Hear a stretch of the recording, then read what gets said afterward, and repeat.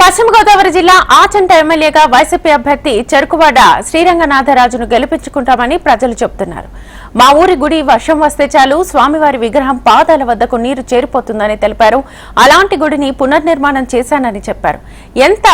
ప్రజలు ఎంత కష్టం వచ్చినా రంగనాథరాజు దగ్గరికి వెళ్తే ఆయన సొంత ఖర్చులతో వారికి సేవలు అందించారన్నారు. చెరుకువాడ శ్రీరంగనాథరాజు సొంత నిధులతో గ్రామాలను అభివృద్ధి చేశారని పేర్కొన్నారు.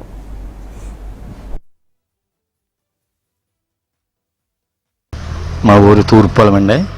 చెరుకువాడ శ్రీరంగనాథరాజు గారు అండి.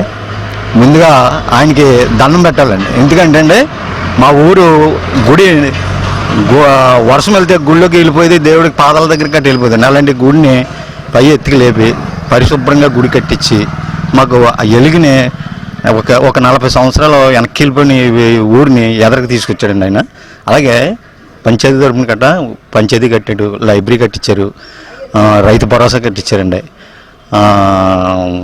భరోసా కేంద్రం అండి కట్టించారండి. అలాగే ఊరికి కట్ట మంచి పనులు చేశాడండి ఆయన. రెండోది ఏంటంటే ఎవరైనా నీరసం వచ్చి ఆయన దగ్గరికి వెళ్తే ఏంటమ్మా ఎందుకు వచ్చారు ఏంటంటే నాకు ఇలాగ నీరసం ఉంది, వెనకాల ఎవరు లేరండి, డబ్బులు లేవండి అంటే ఆయన నోటికి 20 వచ్చినా 50 వచ్చినా 25 వచ్చినా ఆయనకి డబ్బు అలాగే ఇచ్చివ్వండి లేబర్కి. అలాగే జగన్మోహన్ రెడ్డి గారు ఉన్నారండి. ఆయన మంచి మాకు ప్రామిస్ అండి, మేము వేణమిత్వం అండి ఆయన ఉండేటప్పటికి. అలాగే రంగనాథరాజు గారిని నెగ్గించుకోవాలండి.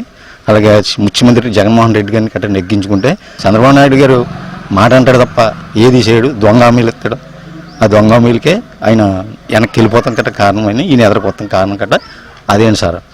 ఇళ్ల స్థలం వచ్చింది, నాకు పెన్షన్ వచ్చింది, మా కోళ్ళగారు జాబ్ వేయించారు రాజుగారు, మాకు అమ్మఒడి వచ్చిందండి, కాపునేస్తం వచ్చింది, వైసీపీ వచ్చిన తర్వాత మొత్తం అన్నీ వచ్చినాయండి.